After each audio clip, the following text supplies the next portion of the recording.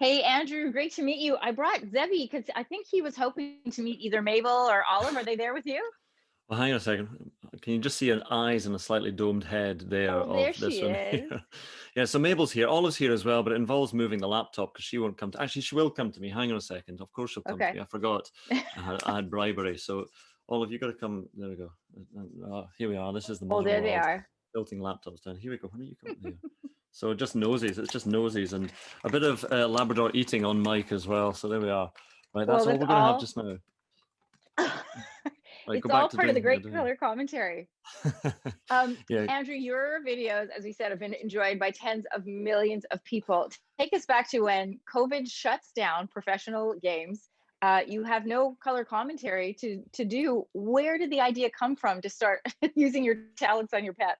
I think it was, yeah, it was a little bit of boredom. As I said in the first tweet, I was bored and it was sort of a slightly joking tweet. But not that I was bored, I was slightly concerned, to be honest, because all sport had disappeared. I remember that it was the 13th of March, Friday the 13th, fittingly. And then on that date, the end of the Six Nations rugby disappeared. I think the London Marathon went that day, the US Masters Golf went, all events which I would have been doing. And then over the next couple of weeks, what do we have? The Olympics, Wimbledon, the boat race. So my whole diary emptied, and I was a little bit concerned, but I've got a slight broadcaster's need to show off as well, and so I just thought, I don't know, I'll say, look, I, I was kind of saying, I'm at a loose end here. What's a sports commentator supposed to do? What can I commentate on? I could have commentated on anything mundane around my house, but it just so happens that, most of my days are filled with my dogs. So I thought I'll commentate on them doing something, and so it's went. So really, that was the start of it. Well, your boredom turned into some great levity during lockdown. I want to give everybody just a chance to see some of what we're talking about. This is you doing color commentary on a dog's breakfast. Well, how fitting that it should come down to these two.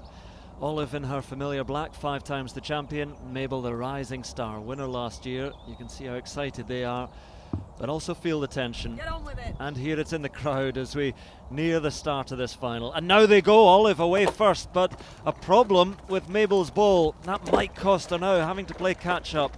Both settling quickly into rhythm. You can see the contrast in styles. Mabel, heavy tail use, happy to be alive. Everything's amazing. Olive, more steady, wasting little energy. Very much of the old Labrador school. Eating's a serious business. Don't bollocks around wagging your tail. So these videos, Andrew, as we said, have been enjoyed by tens of millions of people.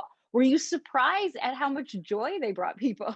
I was surprised at the reaction to it. Yeah, absolutely. I didn't think, I mean, I thought maybe my mother might appreciate it and she would only be doing it out of sympathy for me and my predicament. But I didn't think that it was going to have quite the reaction it did around the world as well. And it's interesting, when a video goes viral, because obviously I hadn't, been at the center of a viral video thing before, to see the way it moves and to see the way it went from the UK and then moved out around the world, and then to see people in the United States, and then quite a lot of people in Canada appreciating it as well. And I don't know if that was a Ryan Reynolds thing because he'd got on board with the first one, and whether there was a strong connection there, I don't know. But it was just, the reaction, as you said, was just positive. Everyone was being nice about it and enjoying it, and that was something nice because social media isn't always nice. So yeah, I was actually really touched by it.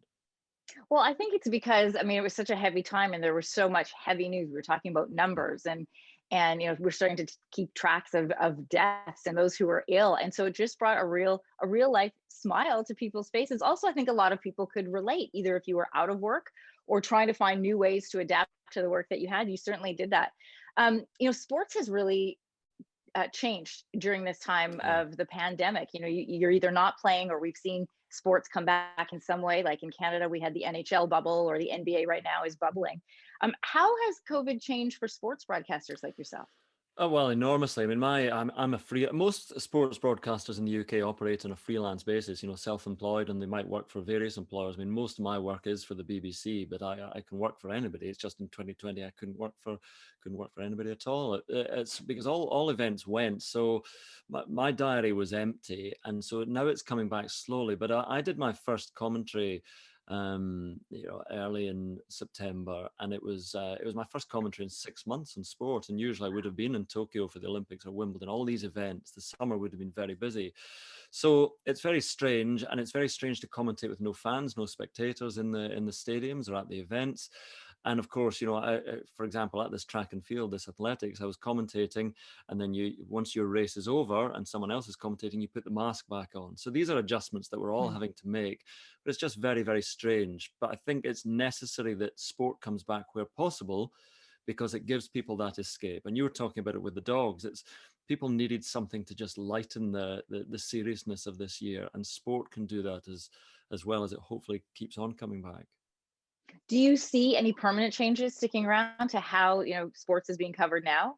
Yeah, I think so. I think a lot more of it. I mean, there were certain events that were covered by certain broadcasters remotely anyway. They do them off tube, as we call them, doing it off monitors and not going to the events themselves. Now, the BBC didn't do that, but now that I think will become a feature, and it saves money as well, so it's always going to be popular. But I think travel is when is that going to come back in fully normal fashion? Will it ever come back? And it's going to be years. So I think a lot of things will be being done remotely.